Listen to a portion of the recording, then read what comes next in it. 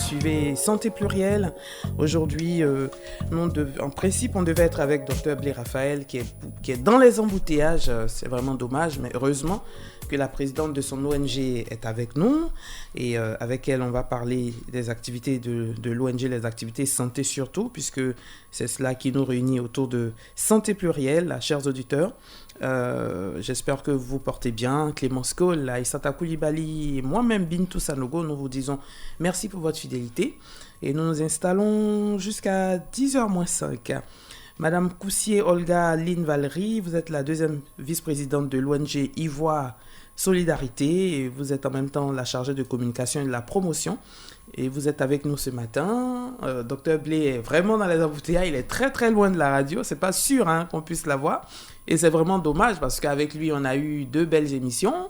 Une émission sur les maladies infectieuses, une autre sur la chirurgie, puisqu'il est sur la chirurgie digestive. Donc on devait vraiment, avec la participation des auditeurs au téléphone, pouvoir lui poser vraiment toutes nos questions sur ce qu'on appelle la chirurgie digestive et également quand on doit faire une intervention. En tout cas, beaucoup de gens m'ont appelé après l'émission pour me dire « Ah, c'est la première fois que vous faites une émission où c'est pas typiquement une pathologie que vous développez, vous nous faites découvrir une spécialité. » Voilà, donc de temps en temps comme ça, on peut faire venir peut-être un traumatologue qui nous dira quels sont les actes qui rentrent dans le cadre de la traumatologie. Bon, pour la gynécologie, là, on sait, consultation, accouchement et tout ça. Donc, il y a des spécialités cachées comme ça qu'on vous fera découvrir. Donc, lui, il fait la chirurgie digestive, mais malheureusement, il est vraiment très, très loin dans les embouteillages. Il faut dire qu'aujourd'hui, la ville est très, très embouteillée. Celui qui n'est pas sorti très tôt, c'est pas évident qu'il puisse arriver à temps. Voilà. Et Dieu merci, nous sommes là. On rend gloire à Dieu parce que c'est pas évident. N'est-ce pas, Clémence? Ok. Alors, Madame Coussier, Olga Lynn Valérie, on vous dit bonjour. Bonjour, madame. Bienvenue sur Radio Côte d'Ivoire. Merci. Vous êtes la deuxième vice-présidente de l'ONG Ivoire Solidarité. Oui, présentez-nous votre ONG. Bon, ONG Ivoire Solidarité, c'est une ONG qui a été créée il y a un peu longtemps. Bon, à partir de 2009, nos activités, nous sommes plus avec les personnes vulnérables. Oui. Bon, puis il y a les violences basées sur les gens aussi. Nous venons surtout en aide aux orphelins, aux veuves, voilà, et aux pauvres. En tout cas, pauvres, vraiment c'est aux personnes vulnérables surtout. D'accord. Alors, qu'est-ce que vous entendez par personne vulnérable? Bon, par personne vulnérable, il y a des gens qui n'arrivent pas à avoir le minimum pour manger. Il y a des personnes il y a des enfants qui, à la fin de l'année, en décembre, n'ont pas de cadeau. Il y a des familles entières qui ne peuvent même pas offrir un cadeau à leurs enfants, qui ne peuvent pas se soigner. Les besoins élémentaires, ils ne peuvent même pas les satisfaire. C'est ça. Et puis, ils vivent dans des conditions de précarité telles que on se demande bien si vraiment il y a une solidarité qui existe autour de nous. Voilà, nous allons les chercher dans les fins fonds. Je ne peux pas nommer des quartiers pour ne pas frustrer les gens. Mais il y en a partout en fait. Voilà. Il y en a partout. Donc on va là-bas, il y a des gens qui accouchent, qui n'ont pas de... Il y a des femmes qui accouchent dans des conditions vraiment misérables. Elles n'ont rien, n'ont pas de kit même de le santé. minimum. Oui, le minimum. Vraiment, ça nous présente un visage hideux même de la pauvreté lorsqu'on va vers ces gens-là. Oh là là. Voilà, c'est vraiment déplorable. Ok. Excusez-moi. Alors, c'est vrai que vous faites un peu de tout, c'est-à-dire vous, les enfants, vous avez parlé des cadeaux et tout ça, mais comme nous, on parle santé de façon concrète. C'est vrai que Dr Blé, le lundi, il nous a parlé un peu des activités de l'ONG en milieu scolaire, en parlant de grossesse et tout ça. Mais concrètement, au niveau de la santé, qu'est-ce que vous menez comme activité? Bon, au niveau de la santé, lorsqu'il y a un cas, nous avons un orphelinat à Kpata. Ok. Puis, figurez-vous que dans cet orphelinat, presque tous les enfants ont leur maman qui sont mortes pendant qu'elles donnaient la vie. Oh là là. Donc, notre président, lui, se charge maintenant de sensibiliser de ce côté-là. D'accord. Il mène une sensibilisation. C'est vraiment éloigné. Les femmes, elles n'ont pas l'habitude d'aller vraiment dans les hôpitaux pour suivre les traitements. D'accord.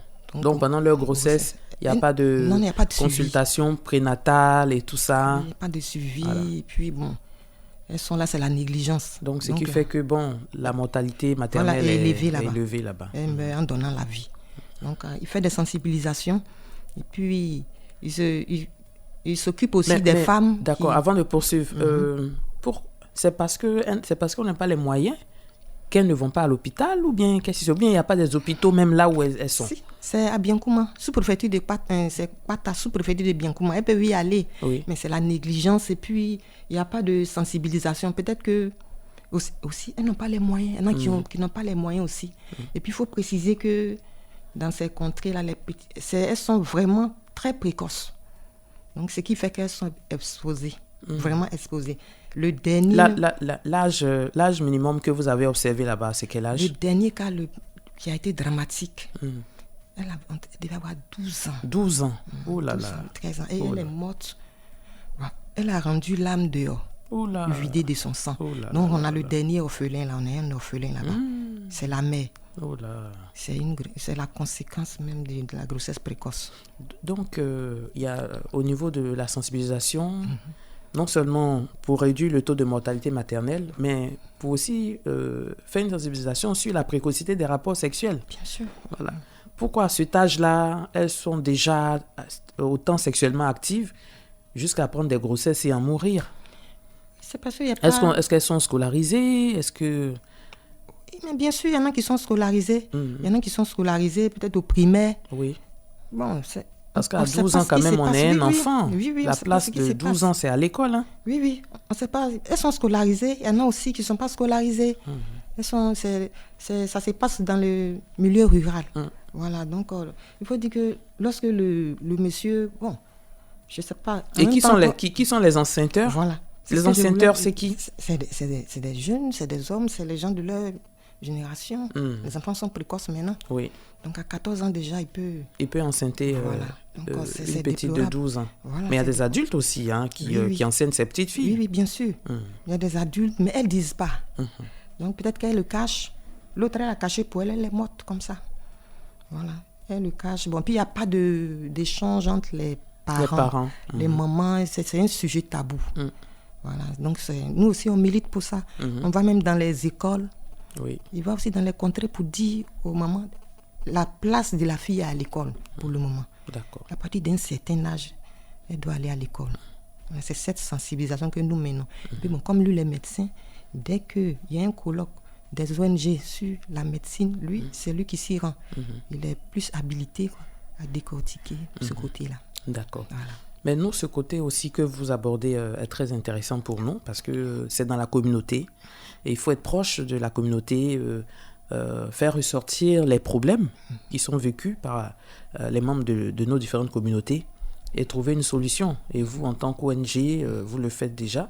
Maintenant, revenons au cas de ces orphelins-là.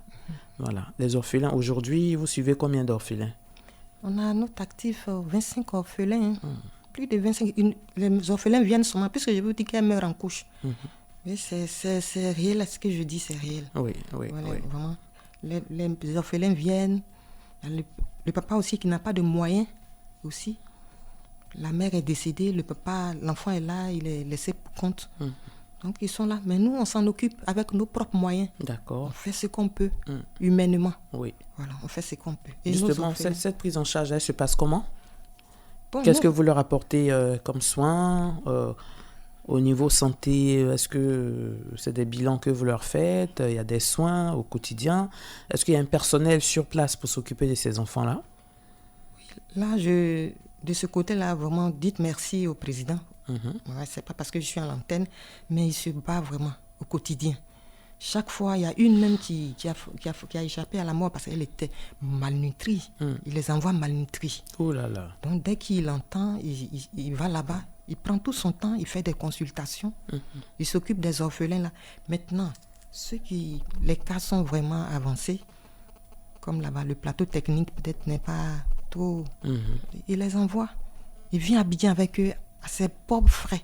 Waouh. Ouais, il les soigne. Merci, docteur Blé Raphaël. Franchement, c'est pas évident.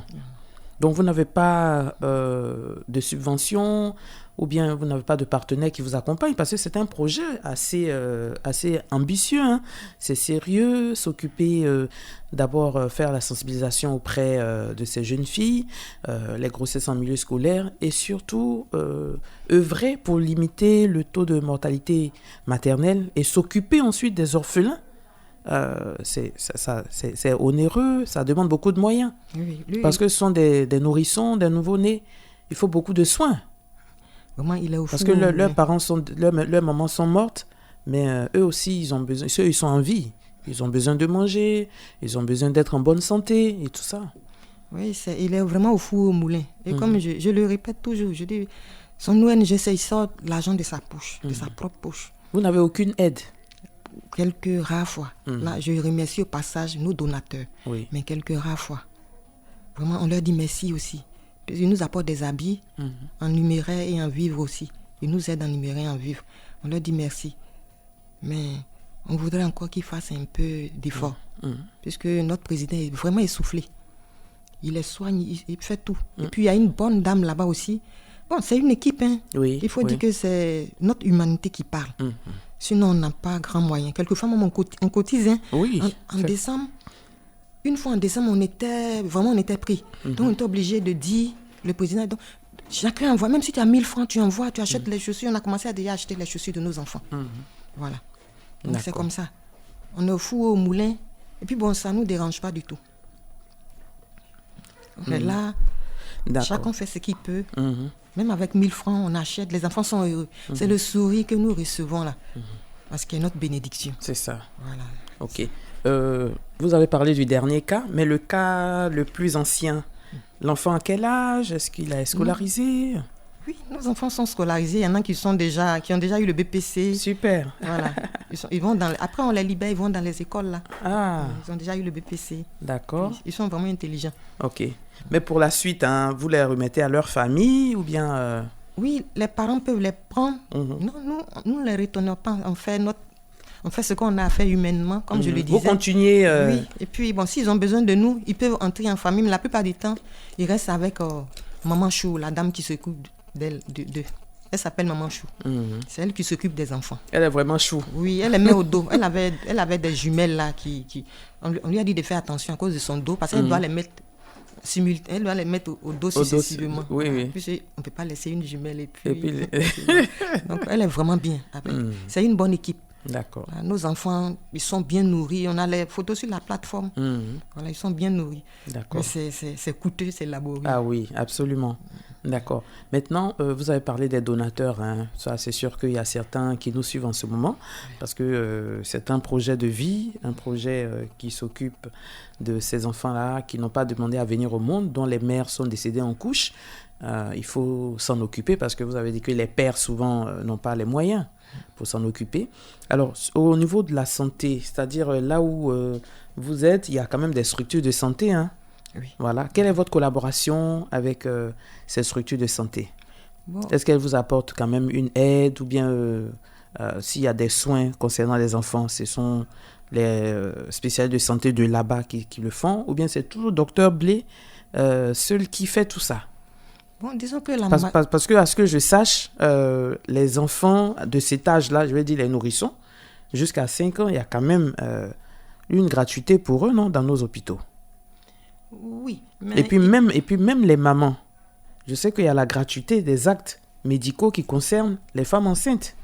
L'État a pris un décret pour cela. Est-ce que vous êtes informé de tout ça? Est-ce que c'est appliqué là-bas? Bon, on aimerait quand même le savoir. Oui, bon, la plupart du temps, lorsque les enfants sont malades, nous, on envoie de l'argent et le docteur Blé, lui, il va immédiatement là-bas. Maintenant, quelquefois, il lui envoie de l'argent, il lui dit de se rendre dans l'hôpital le plus proche. Okay. Mais lui, il suit. Il vient immédiatement en renfort. D'accord. Il vient. Moi, je trouve que c'est lui qui fait le plus d'efforts de ce côté-là. Je suis sûre de ça. Parce que peut-être qu'il va falloir, au niveau de l'ONG, établir une certaine collaboration avec les structures de santé sur place, puisque ce sont les structures étatiques où généralement ces enfants-là sont soignés gratuitement. Est-ce que vous le savez au moins? Est-ce que vous savez qu'il y a une gratuité pour ces enfants-là? Et même pour les femmes enceintes, j'insiste, puisque nous avons reçu le directeur coordonnateur du programme Mère-Enfant, et le décret même, nous l'avons, voilà, depuis 2019, ce décret-là qui mentionne que tous les actes concernant de la grossesse, c'est-à-dire du premier mois jusqu'à l'accouchement, tout ça, c'est gratuit. Même si c'est des cas de césarienne, tout ça, parce que tout ça, l'État a pris ce décret-là pour, en fait, faire réduire vraiment le taux de mortalité. Et puis, les enfants aussi sont pris en charge aussi, au niveau des vaccins, au niveau de... En tout cas, il y a tout un paquet d'activités que l'État a initié pour que et la mère et les enfants eux-mêmes soient toujours en bonne santé. Okay. Est-ce que vous faites référence à tout cela?